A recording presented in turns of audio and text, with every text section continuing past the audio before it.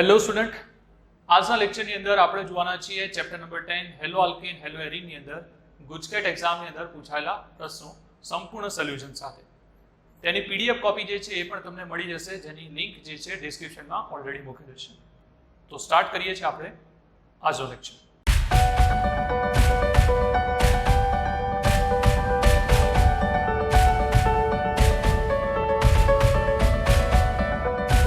Start કરીએ છીએ આપણે ક્વેશ્ચન નંબર 1 થી. 1,2 ડાયક્લોરોઇથેન કયા પ્રકારનો હેલાઇડ છે? તો આપણે 1,2 ડાયક્લોરોઇથેન જોઈએ આપણે તો એ આ રીતનો હશે: CH2 CH2 Cl અને Cl. હવે પાસે જ્યારે હેલોજન હોય તો આપણે એને શું કહીએ છીએ? વિસિનલ. એનો મતલબ આ વિસિનલ હેલાઇડ છે. તો આપણો ઓપ્શન જે છે એ છે બી, એટલે કે આન્સર બી થશે. નીચેનામાંથી આગશામક, ચેપનાશક, જંતુનાશક અને નિશ્ચેતક, આમાંથી અમુક વસ્તુ બહુ ઈઝી છે જે તમને પહેલા જ યાદ રહી જાય. જેમાંથી આમાંથી યાદ રાખી શકો છો. પહેલું આગશામક. તો આગશામકની અંદર આપણે કોનો યુઝ કરીએ છીએ? CCl4, જે પાયરીના નામે વપરાય છે, યાદ રાખજો. અને ફક્ત કોના માટે વપરાય છે? તો જેની અંદર તેલ વડે લાગેલી આગ હોય, પર્ટિક્યુલર કઈ આગ લાગી છે તે પ્રમાણે તેનો યુઝ કરવામાં આવે છે. સેકન્ડ છે ચેપનાશક. ચેપનાશકનો મતલબ થાય છે કે જેની અંદર આપણે જ્યારે કંઈ પણ વાગ્યું હોય તેના માટે ફર્સ્ટ એડની અંદર જેનો યુઝ કરવામાં આવે છે, જેના વડે એને સાફ કરવામાં આવે છે, કોઈ પણ કટ વાગ્યો હોય તેને, તે હોય છે આયોડીન, એટલે કે આયોડોફોર્મ, એ છે CHI3. ત્યારબાદ છે જંતુનાશક. તો જંતુનાશકની અંદર આપણે યુઝ કયો કરીએ છીએ? તો DDT. અને લાસ્ટ આવે છે નિશ્ચેતક. તો ઓપરેશન થિયેટરમાં પહેલાના ટાઈમની અંદર યુઝ થતો હતો, હાલની અંદર તો તેના ઓપ્શન આવી ગયેલા છે, પણ પહેલા યુઝ થતો હતો, એટલે કે નિશ્ચેતક તરીકે. તો એ છે CHCl3, એટલે કે ક્લોરોફોર્મ સૂંઘાડવામાં આવે. તો આપણા આ 4 ઓપ્શન છે. તો ઓપ્શન જોઈશું તો આપણને આન્સર સી મળશે. પોલારીમીટરના ઉપયોગથી સંયોજનોના ખાલી જગ્યા નક્કી થઈ શકે છે. હવે આ પોલારીમીટર જે છે એ કોના માટે વપરાય છે? પહેલા તો પોલારીમીટર, તો યાદ રાખજો આપણે કોના માટે આનો યુઝ કર્યો છે? તો આ છે સમતલ્ય ધ્રુવીભૂત પ્રકાશ.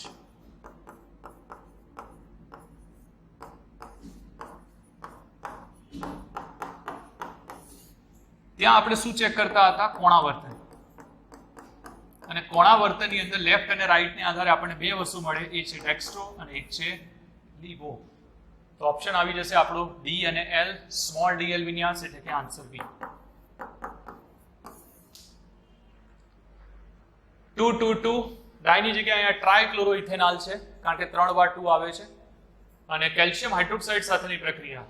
તો અહીંયા આપણને આ રીતે આપેલું છે, જેમાં છે Cl Cl Cl અને CHO, ઇથેનોલ છે આ.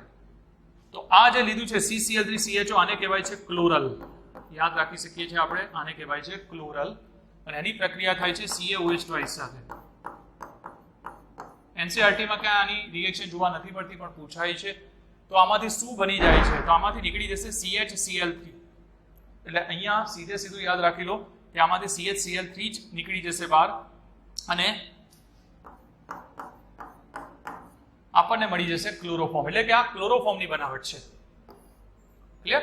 અને સાથે શું નીકળી જાય છે? તો કેલ્શિયમ ફોર્મેટ જે છે, એટલે CaHCO2. તો આપણને અહીંયા ક્લોરોફોર્મ મળી જશે. આન્સર સી, આ ક્લોરોફોર્મની બનાવટ છે. નીચેના પૈકી કયું સંયોજન પ્રકાશ બિન ક્રિયાશીલ છે? પ્રકાશ ક્રિયાશીલ કોણ હશે? જેની અંદર ચારેય સમાન હશે, જુદા જુદા હશે. પણ બિન ક્રિયાશીલ કોણ હશે? તો જેની અંદર ચારેય સમૂહ સમાન કે કોઈ બે સમાન. બરાબર છે? ચારે સમાન હોઈ શકે, કાં તો બે સમાન હોઈ શકે, 3 સમાન હોઈ શકે છે, કોઈ પણ નિયમ લાગુ પડી શકે. ટૂંકમાં ચારે જુદા જુદા નહીં હોય. તો એને આધારે 3-chlorobute 1-ene. તો 3 ક્લોરોબ્યુટ 1 ઇન જોઈશું આપણે. પહેલા તો ઓપ્શનને આધારે ચેક કરી લઈએ એટલે ખ્યાલ આવી જાય. તો આમાં તો એક જ છે. 2 હાઇડ્રોક્સી આ પણ એક જ છે. 2 3 ડાયક્લોરો અહીંયા સંભાવના છે.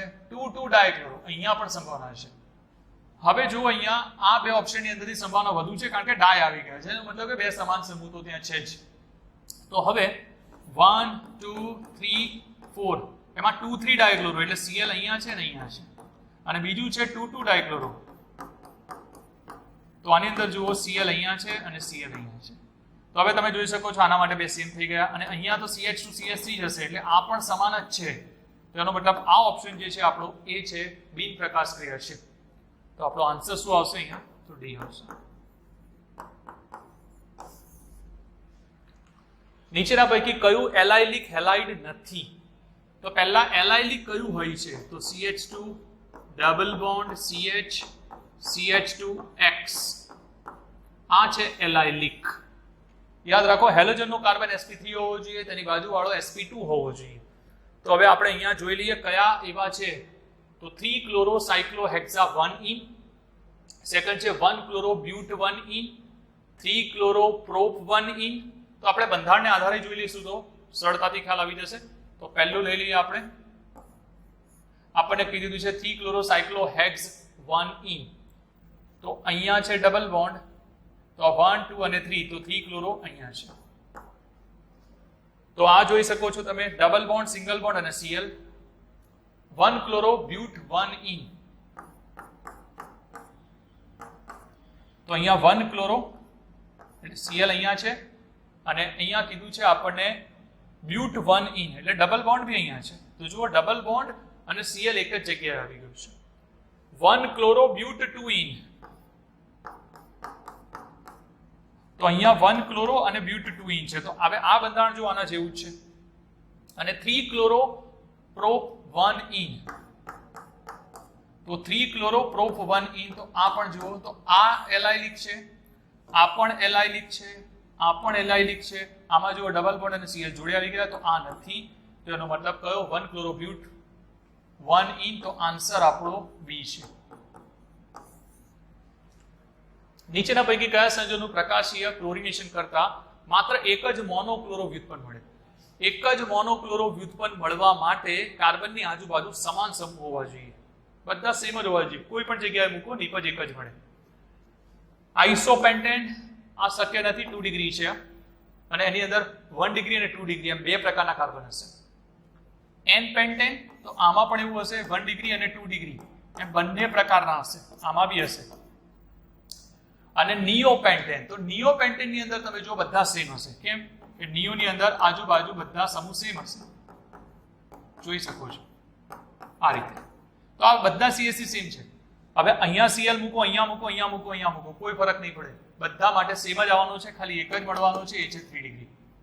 અને આમાં પણ એવું જ છે, 1 ડિગ્રી અને 2 ડિગ્રી બંને હશે. તો આ બધામાં બબ્બે નિપજ મળશે, જ્યારે આની અંદર ફક્ત એક જ મળવાની છે. તો આપણો આન્સર થઈ જશે સી. નીચેના પૈકી કઈ પ્રક્રિયાની કાર્બનિક નિપજ નિશ્ચેતક તરીકે? નિશ્ચેતકનો મતલબ શું મળશે આપણને? CHCl3 chloroform. ક્લોરોફોર્મ શેમાં મળશે? તો હમણાં જ જોઈ ગયા છે, ક્લોરલ અને CaOH ટ્વાઇસ. યાદ રાખી શકો છો, સિમ્પલ પ્રક્રિયા CCl3 CHO અને સાથે CaOH ટ્વાઇસ. તો એમાંથી આપણને મળી જાય છે CHCl3. ક્લોરોફોર્મની બનાવટ છે. તો આન્સર આવશે આપણો E. CH3COON નીચેના પૈકી કયા પ્રક્રિયક સાથેની પ્રક્રિયા સૌથી સરળ હશે? હવે ઓલરેડી તમે જોઈ શકો છો કે આના માટે પહેલા તો પ્રક્રિયા કોના માટે સરળ બની જાય એનું રીઝન શું? તો અહીંયા CH3COON આપી દીધું છે આપણને. તો અહીંયાથી પહેલા તો એ યાદ રાખી લો, આ પહેલા 3 ડિગ્રીમાં છે. પ્રક્રિયકો તમે અલગ અલગ આપી દીધા છે. તો હવે આ પ્રક્રિયા જે છે એ છે SN2 રિએક્શન છે. પહેલા તો યાદ રાખી લેજો. તમે કયો લો છો? ન્યુક્લિયોફાઇલનું મહત્વ હોય છે ત્યાં આગળ, કારણ કે ન્યુક્લિયોફાઇલને આધારે તમે એને ઓળખી શકો છો, પ્રબળ અને નિર્બળને આધારે. તો પ્રબળ, તો અહીંયા આપણે એમ કહી શકીએ છીએ કે આના માટે SN2 પ્રક્રિયા પ્રિફરેબલ છે, એટલે કે સિમ્પલ છે. તો SN2 પ્રક્રિયા માટે ક્રમ કયો હોય છે? તો 1 ડિગ્રી સારો, પછી 2 ડિગ્રી, પછી 3 ડિગ્રી. તો પછી આમાં કયો સારો હશે? તો આ જે છે એ નહીં આવી શકે, કારણ કે આ 2 ડિગ્રી છે. આ જે છે 1 ડિગ્રી છે, આ જે છે 3 ડિગ્રી છે અને આમાં તો શક્ય જ નથી. ક્લોરોબેન્ઝીન બ્રોમોબેન્ઝીન એમાં SN1 SN2 કંઈ જ ના થાય, તો સૌથી સારો આ છે, તો આન્સર આવશે બી. ટેટ્રાક્લોરોમિથેન માટે કયું વિધાન અયોગ્ય છે? તે ચામડીના સીધા સંપર્કમાં આવે તો લાલ ચકામાં થઈ જાય છે. પહેલું જે છે એ રોંગ છે, કારણ કે ટેટ્રાક્લોરોમિથેન CCl4 ને કોઈ લેવા દેવા નથી એની સાથે. ઊંચા તાપમાને પાણી સાથે પ્રક્રિયા થતા ફોસ્જીન બનાવે છે, આ કરેક્ટ છે. ફોસ્જીન એટલે કે શું બનાવશે? COCl2. આ યાદ રાખી શકો છો, કાર્બોનાઇલ ક્લોરાઇડ કહે છે. તેનો ઉપયોગ તેલ અને પેટ્રોલ, જે હમણાં જ મેં કીધું એ લાગેલી આગને બુઝાવવા માટે કયા નામથી? તો પાયરીન, જે આપણે હમણાં જ વાત કરી ચૂક્યા છીએ. તો આ પણ કરેક્ટ છે અને પાણીમાં આદ્રાવ્યનું સુગંધીદાર છે, તો ઓપ્શન જે છે આપણો આન્સર એ છે. 6.45 ગ્રામ CH3CH2Cl નું ડિહાઇડ્રોહેલોજનેશન બીટા વિલોપન 50% પ્રક્રિયક વપરાય છે, તો પ્રાપ્ત થયેલ નિપજનું વજન કેટલું થાય? ઘણો જ અગત્યનો ક્વેશ્ચન આવો પૂછી લે તમને. CH3 CH2 Cl ડિહાઇડ્રોહેલોજનેશન છે એટલે અહીંયા હશે KOH. કેવું હશે? તો આલ્કોહોલિક, જેમાંથી આપણને નિપજ મળી જશે CH2 ડબલ બોન્ડ CH2. આ આપણી નિપજ છે. ચલો, તો હવે અહીંયા આપણને શું કહે છે? તો પહેલા આને લઈ લઈએ. કાર્બનને આધારે હાઇડ્રોજન Cl 35.5, તો એને આધારે વેલ્યુ લઈએ તો કેટલી આવશે? અહીંયા 64.5 સમથિંગ. 64.5. આ જે છે તેની અંદર મેં આણ્વીય દળ જ લીધું છે.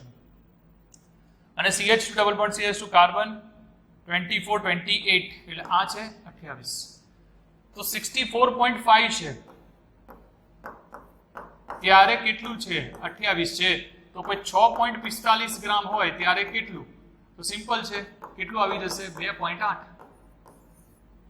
સિમ્પલ. પણ હવે અહીંયા કીધું છે 50% પ્રક્રિયક, તો અહીંયા યાદ રાખો 50% પ્રક્રિયક છે, તો 2.8/2, જવાબ આવી જશે 1.4 ગ્રામ.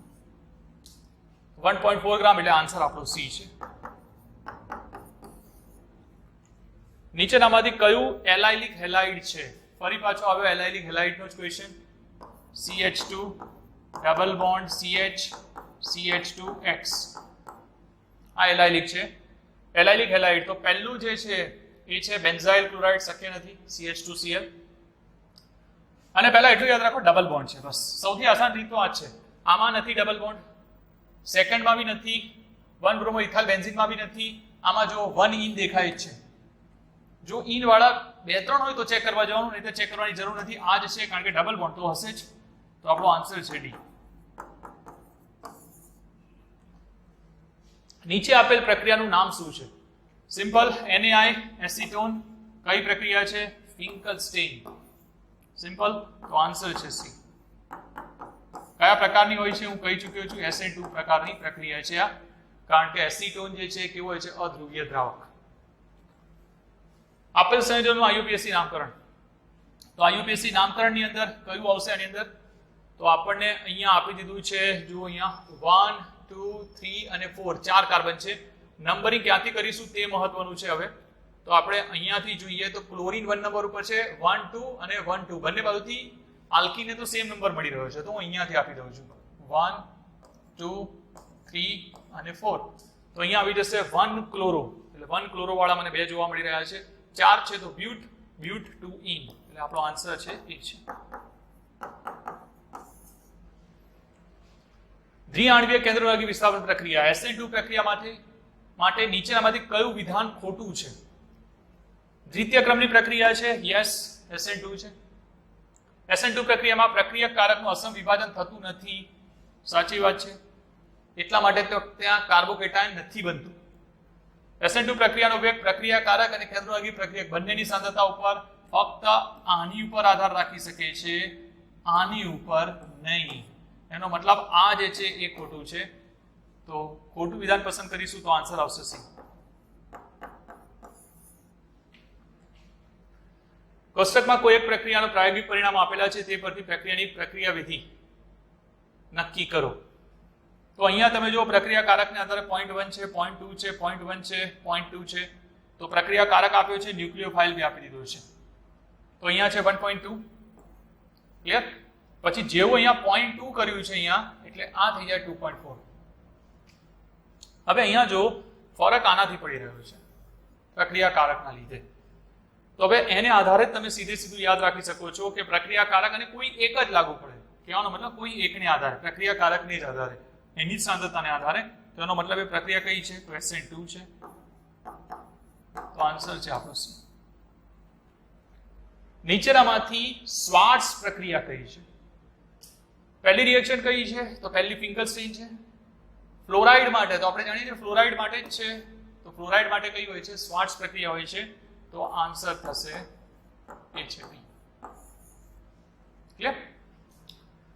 તો આ આપણે જોયા છે ચેપ્ટર નંબર 10 ની અંદર ગુજકેટ એક્ઝામની અંદર પૂછાયેલા ક્વેશ્ચન, જેનું સંપૂર્ણ સોલ્યુશન જોયું. અને મેં કીધું એ પ્રમાણે PDF કોપી જે છે એ તમને ડિસ્ક્રિપ્શનની અંદર લિંક મળી જશે. અને આ વિડીયોને વધુને વધુ શેર કરો તમારા મિત્રો સાથે, સગા સંબંધીઓ સાથે, અન્ય સ્ટુડન્ટ સાથે, જેથી તે પણ આ વિડીયોને જોઈ શકે. તો મળીએ છીએ આપણે નેક્સ્ટ લેક્ચરની અંદર, જેની અંદર આ જ રીતે ચેપ્ટર નંબર 11, જેની અંદર JEE, નીટ અને ગુજકેટ એમ ત્રણેય ફોર્મેટની અંદર પૂછાયેલા પ્રશ્નોનું સંપૂર્ણ સોલ્યુશન જે છે આપણે જોઈશું.